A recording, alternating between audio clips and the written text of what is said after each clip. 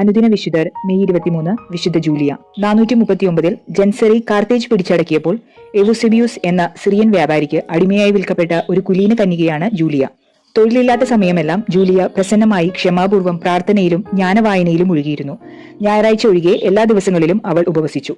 ഒരിക്കൽ ഈ വ്യാപാരി ഇവളെ ഗോളിലേക്കുള്ള ഒരു യാത്രയിൽ കൂടെ കൊണ്ടുപോയി. അന്ന് ഒരു കാളയുടെ ബലി ഉണ്ടായിരുന്നു.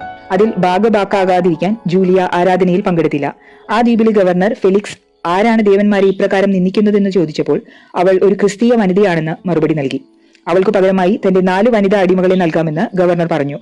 എവുസെബിയൂസ് പ്രതിവചിച്ചു, ആരെ തന്നാലും എന്ത് തന്നാലും അവളെ തരികയില്ല. പിന്നീട് എവുസെബിയൂസ് കുടിച്ചു ബോധമില്ലാത്ത സമയത്ത് ജൂലിയയോട് ഗവർണർ പറഞ്ഞു, നീ ദേവന്മാർക്ക് ബലി ചെയ്താൽ നിന്നെ സ്വതന്ത്രയാക്കാം. ജൂലിയ പ്രതിവചിച്ചു, ഇല്ല, യേശുക്രിസ്തുവിനെ ആരാധിക്കുവാൻ സ്വാതന്ത്ര്യമുള്ളിടത്തോളം കാലം ഞാൻ അടിമയല്ല. നിന്ദിതനായി കരുതിയ ഗവർണർ ജൂലിയയുടെ കവിളിൽ അടുപ്പിച്ചു, തലമുടി പറിച്ചു കളഞ്ഞു, മരിക്കുന്നതുവരെ കുരിശിൽ തറച്ചിട്ടു.